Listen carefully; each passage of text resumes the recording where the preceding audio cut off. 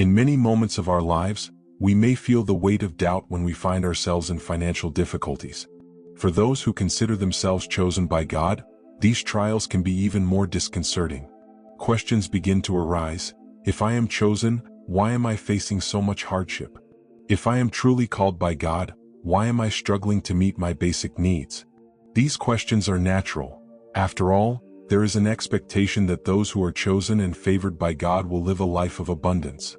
When this reality does not manifest, the mind begins to stir, seeking answers. It is at this moment that the spiritual reality of the chosen must be understood in depth. Society often teaches us that God's blessings are directly manifested in material wealth and financial success. However, this is a limited and distorted view of God's true purpose. God sees beyond what the world sees, and He has a greater purpose behind the hardships faced by the chosen ones.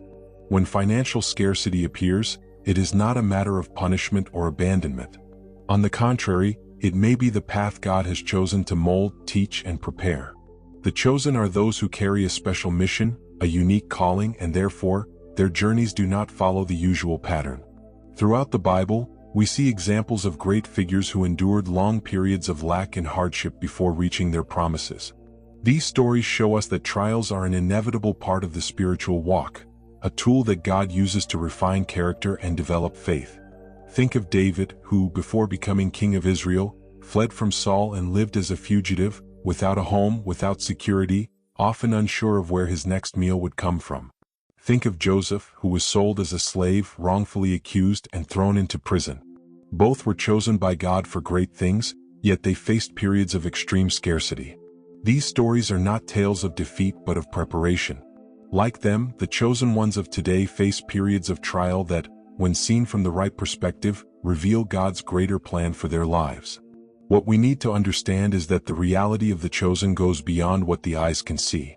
It is not about an easy life free of problems but a life with purpose, where each difficulty faced has a profound meaning. It is a reality where God is constantly working in our lives, even when it seems we are being set aside. God sees the bigger picture.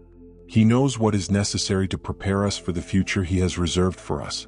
Financial difficulties are often a way to awaken this understanding. They lead us to question, to seek, to reflect. And it is precisely in this process of questioning and seeking that we find the spiritual answers we were looking for. These are not easy answers, and often require us to look within ourselves and see what needs to be transformed.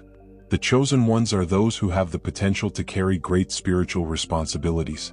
For this, they must go through a process of refinement, where their faith, patience, and dependence on God are tested and strengthened.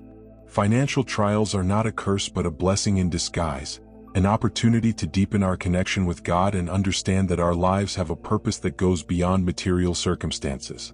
Throughout this journey, doubt may try to take over, but it is precisely at this moment that we need to remember that we are not alone. God is with us, guiding us, even in moments when everything seems to be going wrong. He is shaping us for something greater. We are not being punished, we are being prepared. And this preparation is what will allow us to fulfill the calling that God has placed in our lives. If you feel the weight of doubt today, know that it is part of the path. The chosen ones, those who have a spiritual mission to fulfill, are often challenged because the greatness of what God has reserved for them requires preparation to match. The spiritual journey of a chosen one is not a straight line, and one of the greatest challenges they face is the weight. This weight, when it comes to financial matters, can be one of the most painful and difficult to understand. Often, doors seem closed, opportunities distant, and a sense of helplessness settles in. However, it is in this moment that divine wisdom reveals itself more deeply. Financial lack, far from being a sign of abandonment, is a tool that God uses to mold the character of His chosen ones and prepare them for the fullness of His promises. In the Bible, we find numerous examples of men and women who went through periods of extreme scarcity before being exalted by God. David is a clear example. Before being crowned king, he spent years fleeing, living as a fugitive without the security and resources that a future king would expect to have. He was tested, refined, and shaped during that time. Joseph, on the other hand, was sold as a slave and, after facing injustices, was imprisoned. During all those years, he maintained his faith in God, even without understanding why he was going through so much suffering. What these biblical examples teach us is that financial waiting is not a purposeless period. God uses these moments to teach us lessons we would not learn otherwise. The lack of material resources leads us to seek something deeper, something no money can buy: total dependence on God. It is in the absence of quick and easy solutions that we learn to trust fully in the Lord, to surrender our worries to Him, and to wait for His promises with patience and faith. Often, the waiting is seen as punishment, but in reality, it is an act of love from God. He knows us deeply and knows what we need to grow spiritually. He does not want us to be weak, dependent on material goods, or limited in our understanding of the greater purpose. He wants us strong, resilient, and completely dependent on Him. And that is exactly what financial lack teaches us. When everything seems scarce, when our own strength and resources seem insufficient, that is when the grace of God manifests itself most intensely. During this period of waiting, God is shaping us, teaching us to have patience, to trust in His timing, and to develop a firm and unshakable character. Financial lack is not an end in itself, but a preparation for something greater. God is working silently, opening doors we cannot see, preparing blessings we cannot yet imagine.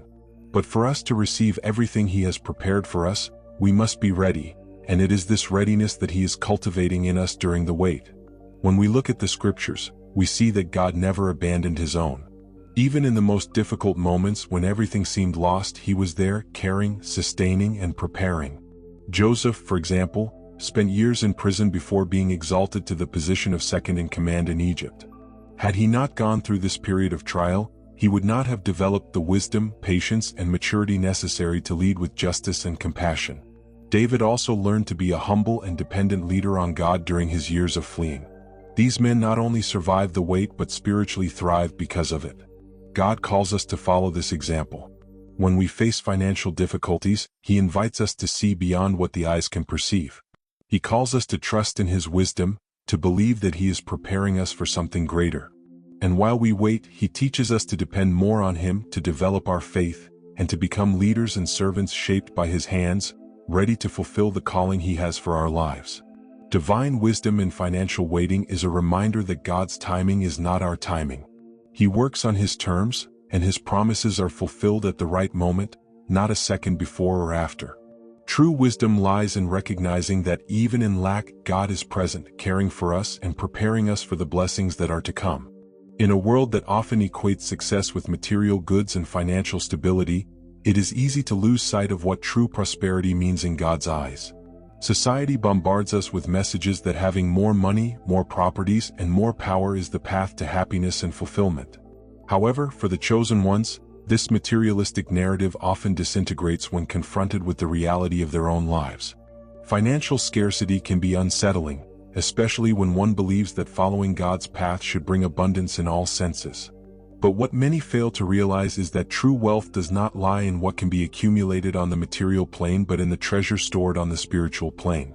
The Bible offers us the ultimate example of spiritual wealth in the life of Jesus Christ. He, the Son of God, was born in a manger, lived a simple life, and died on the cross, never possessing significant material goods. Yet His life was marked by a spiritual abundance that continues to transform lives centuries after His death and resurrection. He showed us that true wealth is not in hands full of gold but in a heart full of compassion, love, and a deep connection with the Heavenly Father. Often, God allows the chosen ones to go through periods of material scarcity precisely so they can rediscover the value of their spiritual wealth.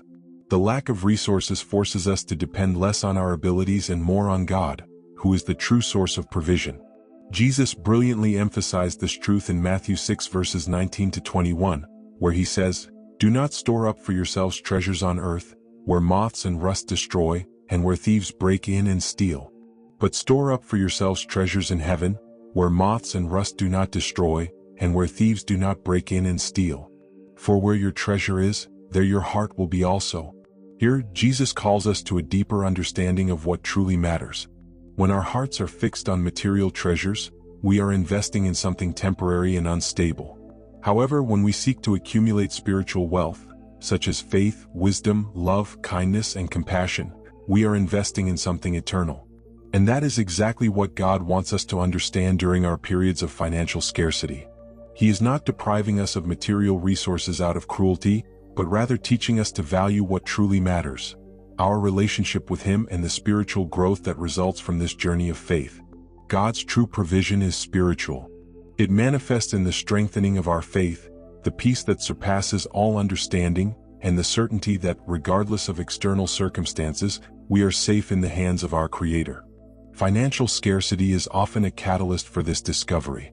When everything around us seems scarce, we are forced to turn within and find the abundance that God has already placed in our hearts.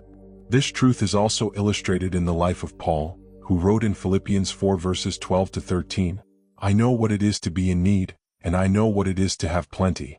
I have learned the secret of being content in any and every situation, whether well-fed or hungry, whether living in plenty or in want. I can do all this through Him who gives me strength." Paul understood that his true strength and sustenance came from Christ, not from the circumstances around him. His trust in God's spiritual provision allowed him to find contentment even in moments of great deprivation. This is the true wealth that God wants us to cultivate, an unwavering trust in Him that allows us to endure any storm with peace and faith. When we learn to value spiritual blessings over material ones, we become immune to life's fluctuations.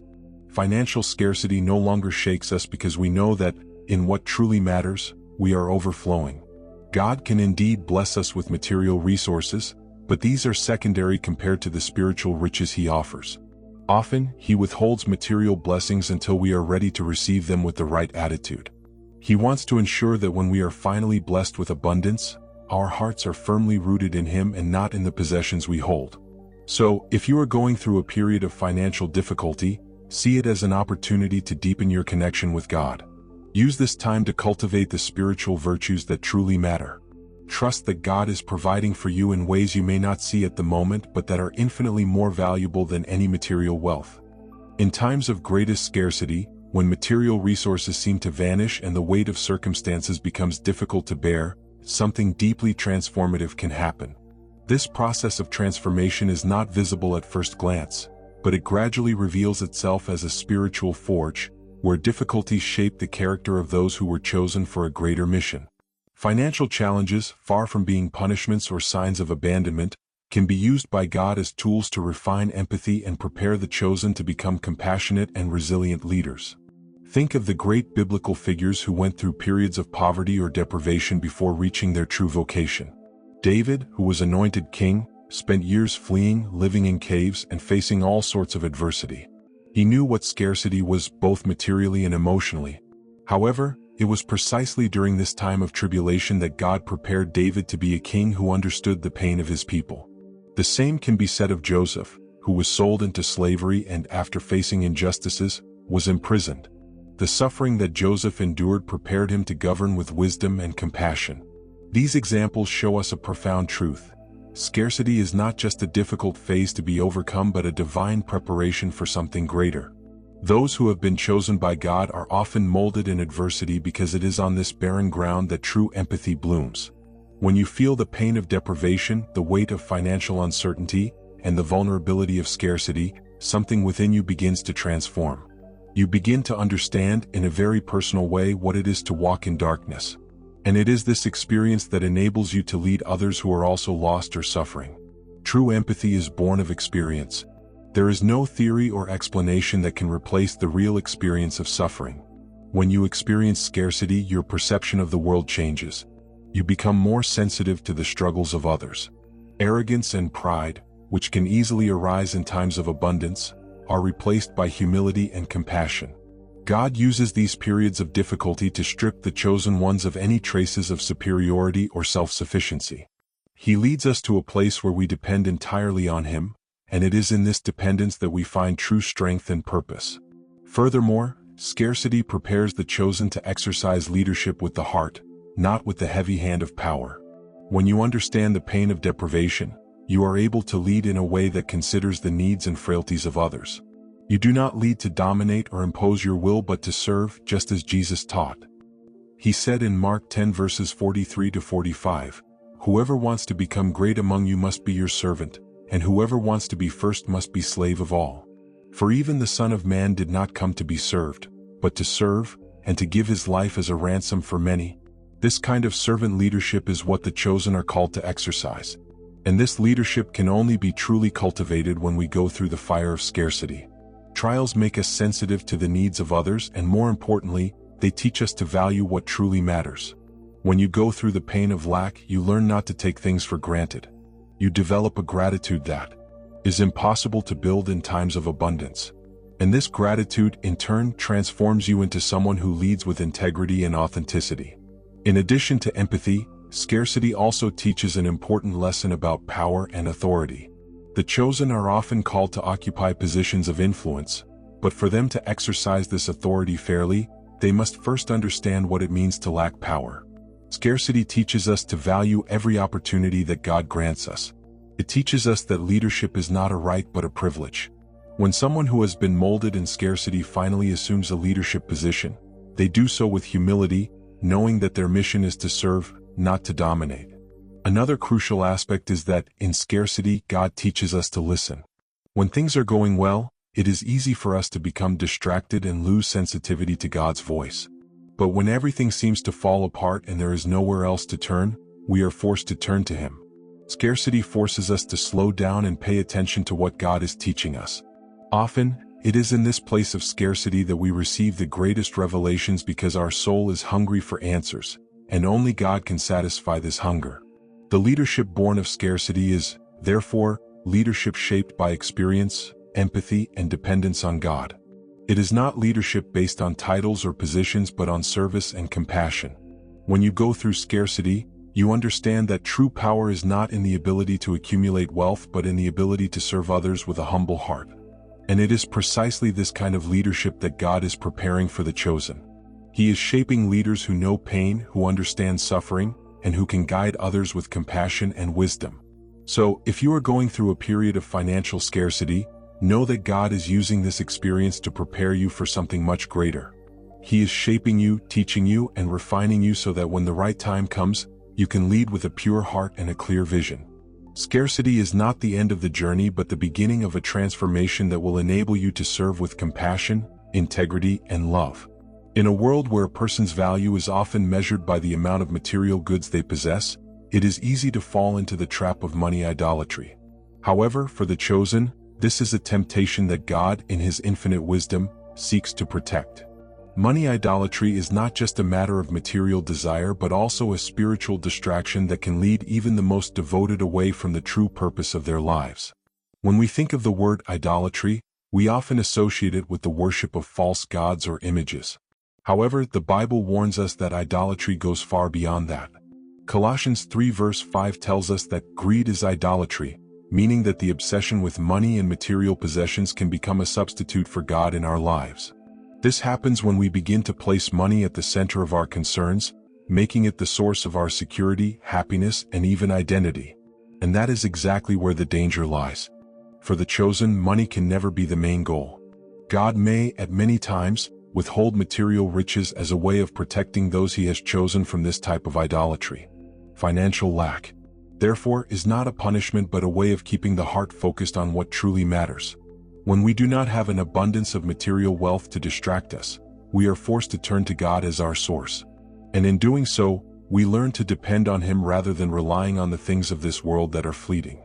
Jesus warned us of this danger when He said in Matthew 6 verse 24, "No one can serve two masters, for either he will hate the one and love the other, or he will be devoted to the one and despise the other.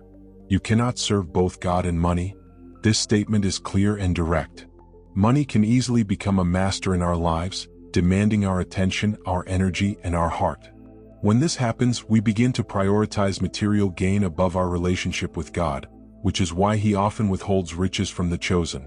Not because He wants them to suffer but because He wants their hearts to remain pure and focused on the true spiritual purpose. Money idolatry can also lead us to an endless pursuit of more, never being satisfied with what we already have. It is a cycle of dissatisfaction where the more we have, the more we want. But God's Word teaches us to seek contentment in spiritual things, not in material things.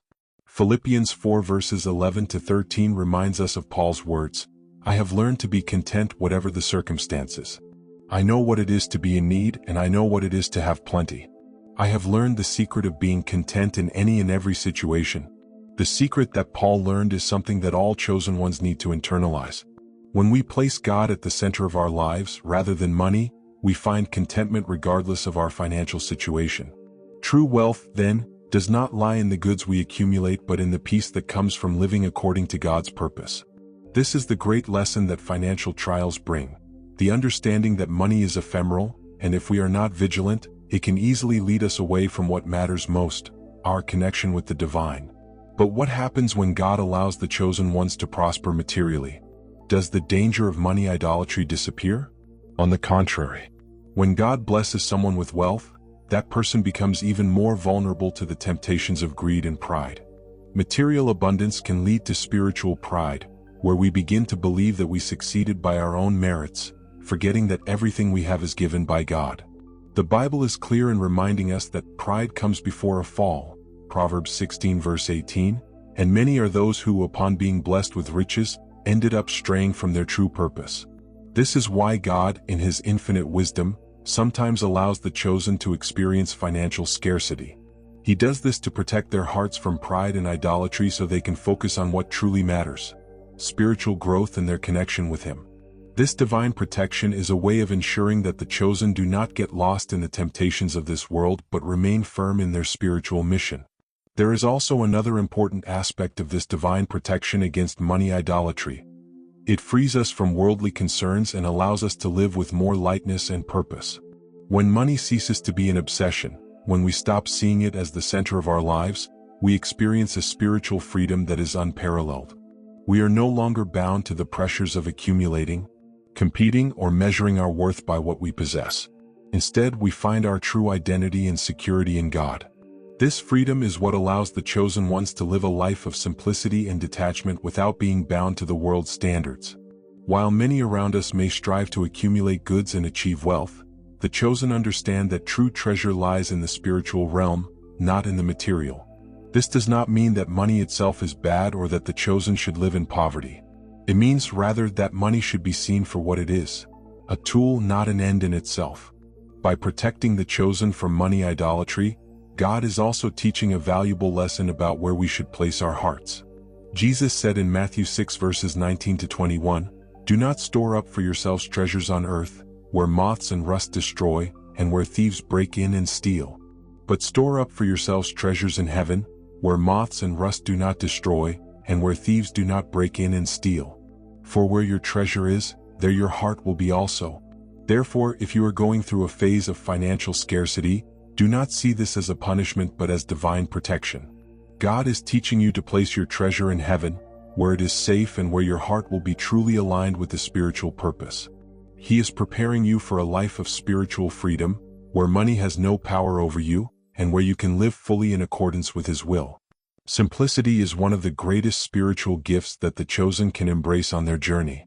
However, in a world where accumulating material goods is often seen as synonymous with success, the call to detachment and simple living may seem counterintuitive. But for the chosen, this simplicity is not just a lifestyle choice, it is a spiritual necessity.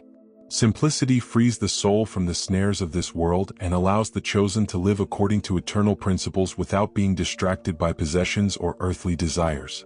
Jesus, the ultimate example of simplicity and detachment, lived a life of material humility while maintaining an unbreakable connection with the Father. He did not accumulate wealth, did not seek material comfort, but focused on a life dedicated to the mission that God entrusted to him. This does not mean that Jesus rejected comfort or well-being, but that he knew material things were secondary to the greater purpose of his existence. Detachment is not about rejecting everything material but about not allowing these things to control or define who we are. When God calls the chosen to detachment, He is, in fact, freeing them from a burden. Excessive attachment to possessions, status, or recognition binds us to the physical world, preventing us from achieving the spiritual freedom that God desires for us. The more we cling to the things of this world, the harder it is to hear God's voice and follow His will. Simplicity, on the other hand, makes room for the Holy Spirit to work more fully and powerfully in our lives. The Bible repeatedly teaches us that spiritual wealth is infinitely more valuable than any material good we can accumulate. In 1 Timothy 6 verses 7 to 8, Paul reminds us, "For we brought nothing into the world and we can take nothing out of it. But if we have food and clothing, we will be content with that." This is the essence of detachment. understanding that our life here is temporary and that our earthly possessions are only tools, not the ultimate goal. Simplicity also calls us to reflect on how we use the resources God gives us. When we live with less, we open ourselves to live with more purpose. We spend less time worrying about what we have or do not have and more time focusing on our spiritual growth, our mission, and our relationship with God. Detachment teaches us to see the value in immaterial things, in the time we spend with our loved ones, in the peace of mind that comes from a well-lived life, and in the joy we find in serving others. In Luke 12 verse 15, Jesus warned us, "A man's life does not consist in the abundance of his possessions." This is a powerful reminder that our true essence is not tied to possessions but to our character and purpose. When the chosen ones accept the call to detachment, they begin to see life from a new perspective. A perspective where the focus is not on what we can obtain but on what we can offer to the world through our example and faith. Additionally, detachment helps us recognize that everything we have comes from God and belongs to Him. We are only temporary stewards of the resources and blessings we receive. Therefore, living a life of simplicity is ultimately an act of trust in God. We trust that He will provide everything we need at the right time and in the right measure. This kind of trust is liberating because it allows us to let go of control and focus on what is truly important. This choice to live simply, however, is not easy. In a society that constantly pressures us to desire more money, more goods, more recognition, opting for simplicity may seem like an act of rebellion. And in a way it is. It is a rebellion against the system that tries to convince us that our worth is tied to what we possess rather than who we are. But the chosen ones know that their worth is not in the things of this world but in their connection with the divine. Detachment is also a daily practice. It is not something that happens all at once but something that we cultivate over time as we learn to let go of what no longer serves our purpose. It may be painful to leave behind things that bring comfort, but it is in this process that we find our true strength and freedom. As we practice detachment, we discover that we can live with much less than we imagined and that this simpler life brings us more peace, more clarity, and more closeness to God. However, detachment from material goods is only part of the process. We are also called to detach from expectations, selfish desires, and fear. These are the invisible chains that bind us and keep us from our true path. When we learn to let go of these things, we begin to live with more lightness and purpose. It is a transformation that begins from within and allows us to experience a spiritual freedom that the world cannot offer. Simplicity is, therefore, a way of living that places God at the center of everything. When we choose to live simply, we are saying to God, "I trust in you. I know that you will provide everything I need, and therefore, I do not need to cling to the things of this world." This trust is what gives us the strength to face any challenge, knowing that our needs are in the hands of a God who cares about every detail of our lives. The financial trials faced by the chosen ones are often seen as heavy and incomprehensible burdens. It is easy to wonder why, if we are chosen by God, we face so many difficulties and obstacles in areas that seem essential, like material sustenance. However, when we look at biblical stories and great spiritual leaders, we realize that financial trials are not a sign of abandonment or punishment but a preparation for a greater calling. In the Bible, we find numerous examples of men and women of God who went through long periods of trials before finally fulfilling the destiny that had been promised to them. One of the clearest examples is Joseph. While still young, he was sold as a slave by his own brothers and for many years lived in precarious conditions, being falsely accused and imprisoned. In human eyes, it seemed that Joseph had been abandoned, both by his family and by God. However, what seemed like a series of misfortunes was actually a period of preparation. God was shaping Joseph's character, teaching him to trust fully in his plan regardless of circumstances. When the right moment came, Joseph was elevated to the position of governor of Egypt, where he was able to save his family and people from famine. Just like Joseph, many chosen ones go through financial trials that may seem unfair or even unnecessary at the moment. However, these hardships are laying the groundwork for something greater. God does not give us burdens we cannot carry, and He uses these trials to shape us, teach us valuable lessons, and prepare us for the future. Every difficulty is an opportunity for spiritual growth, and it is in these moments that our faith is truly tested and strengthened. Another biblical example that illustrates this concept well is the story of Moses. Before leading the people of Israel out of Egypt, Moses spent 40 years in the desert tending sheep.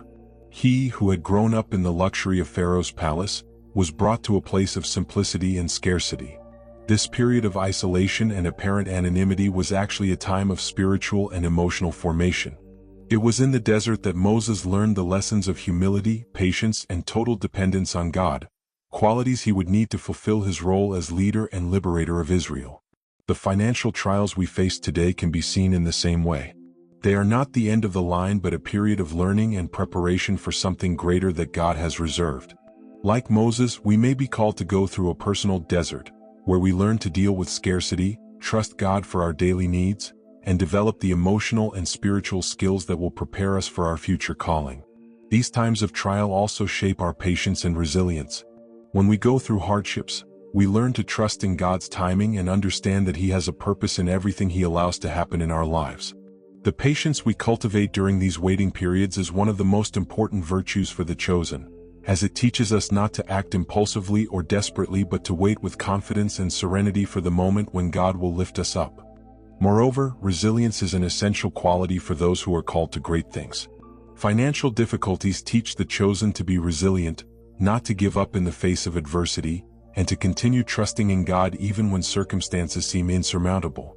This resilience is what will allow us to persevere and triumph when we are finally called to fulfill the destiny God has prepared for us. Trials also teach us to be grateful for what we have, regardless of quantity. When we go through periods of scarcity, we learn to value the little things and recognize that everything we receive is a blessing from God. This gratitude is a crucial part of our spiritual formation, as it keeps us humble and aware that everything we have, and everything we will have in the future, comes from the Creator's hands. Therefore, financial trials are not a sign that God has forgotten us or that we are being punished. They are, in fact, a time of preparation. God is shaping us for something greater, something we may not yet be able to see clearly, but that, in His perfect timing, will be revealed. The key is to keep our faith and trust, knowing that, like Joseph and Moses, we are being prepared for a divine calling. One of the reasons many chosen ones face financial hardships is that God, in His wisdom, is protecting them from something far more dangerous: pride and spiritual deviation. Pride is a subtle poison that can begin to infiltrate our hearts when we have material success and start to believe we are self-sufficient, forgetting that it is God who sustains and provides everything we need. In the Bible, we see numerous examples of how material abundance, when poorly managed, can lead to downfall. Perhaps the clearest example is Lucifer, who was created as a glorious and powerful being, but whose pride led to his ruin. His beauty, power, and position caused him to elevate himself above what was due to him, leading him to rebel against God. Pride, when unchecked, can lead us away from the path of humility and dependence on God. Proverbs 16 verse 18 reminds us that pride goes before destruction, and a haughty spirit before a fall. When we trust in our own strength and forget that everything we have comes from God, we run the risk of falling into this trap. And God, in His mercy, sometimes prevents us from reaching certain levels of material abundance to protect us from this temptation. He knows that if He allowed us to be blessed with riches without the spiritual maturity needed to handle them, we could be consumed by pride and stray from His purpose. Financial hardships, then, can be seen as a form of protection against this spiritual trap. When we are forced to rely on God for our daily needs, we become more humble and aware of our total dependence on Him.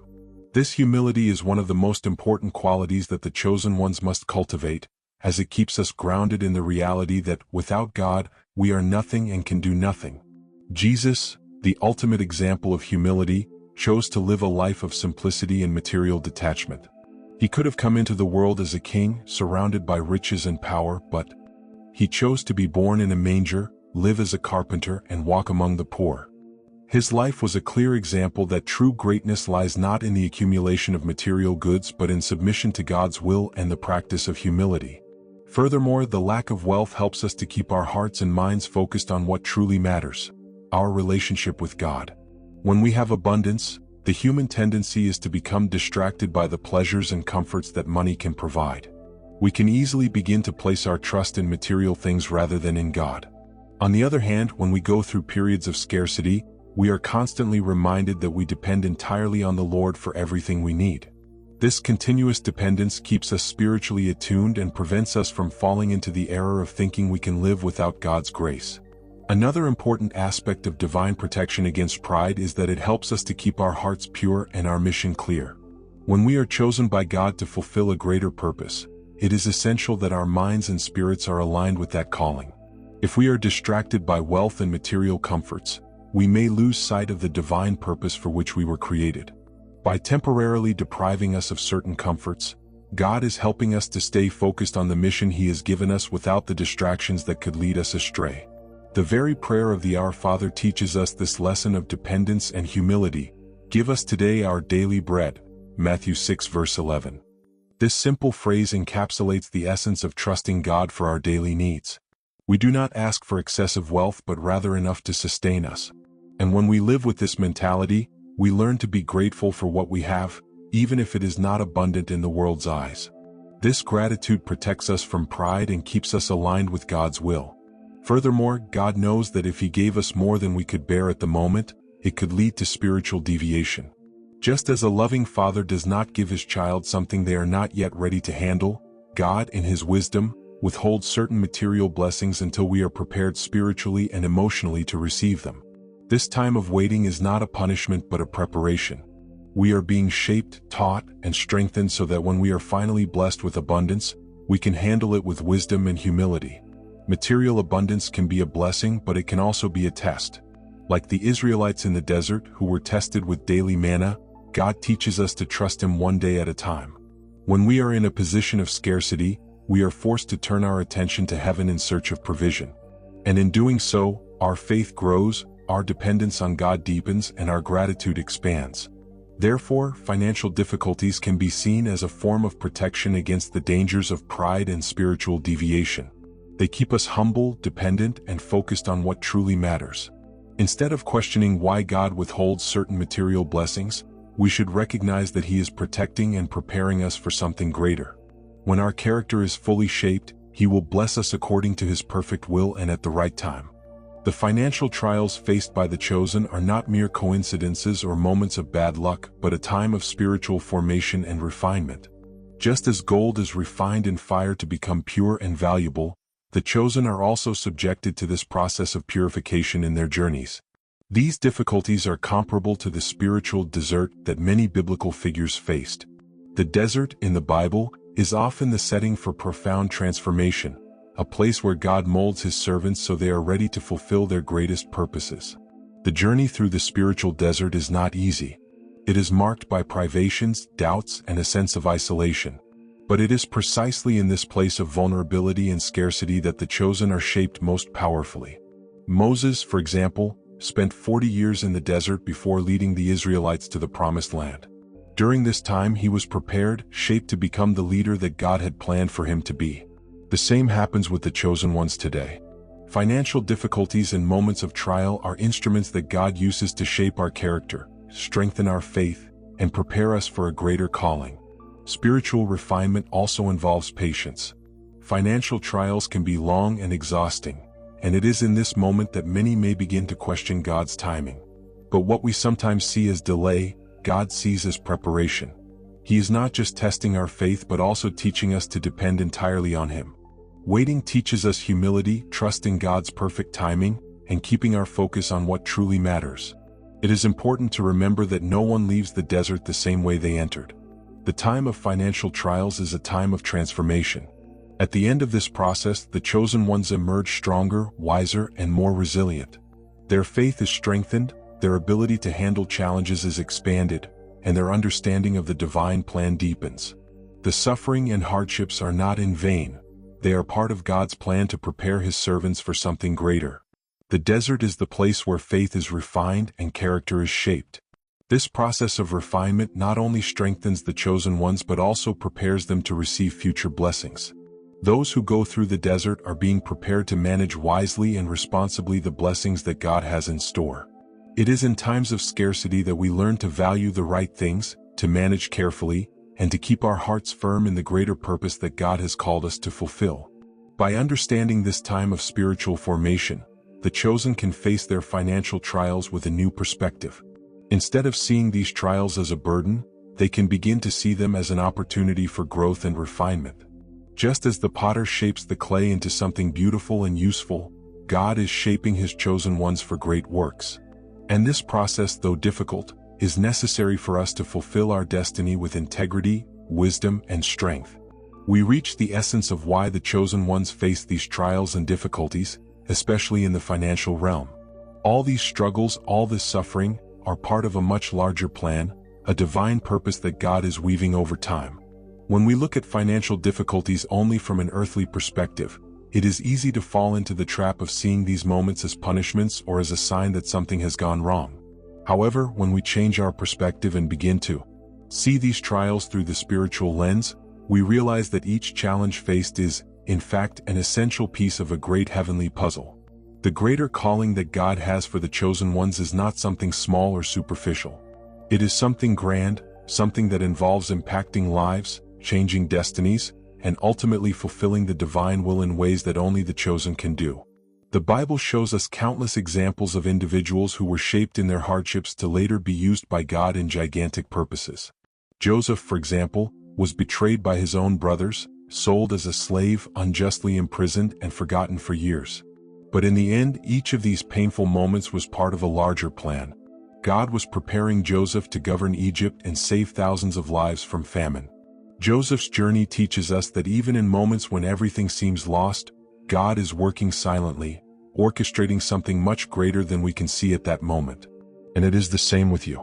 The financial trials you face now are not the end of your story. They are, in fact, a stage of preparation for the greater purpose that God has reserved for you. In many cases, these difficulties serve to strengthen you, to make you dependent on Him, and to teach you lessons that you could only learn through scarcity and difficulties. God does not forget His chosen ones. He is present in every tear, in every difficult night, and in every silent prayer. Each of these moments is being recorded, and at the right time He will reveal the reason behind all these trials. The greater purpose of the chosen is directly related to the mission that God has given them. Whether it is to lead, serve, teach, or guide others on the path of faith, God prepares those He has chosen through a process of purification and strengthening. And these financial trials are an integral part of this process. The lack of resources is not a punishment but a preparation. It is a way for God to ensure that when you reach your destiny, you will be equipped with the strength, humility, and wisdom needed to handle the responsibilities that will come. Moreover, it is important to remember that the greater calling of the chosen is not just about achieving material success or recognition. The true purpose of the chosen is spiritual. It is about being an instrument of God to transform lives, to bring light where there is darkness, to spread love, justice, and peace in a world that is so often lost. Financial blessings may come in due time, but what God is truly interested in is how you will become a reflection of His love and grace in the world.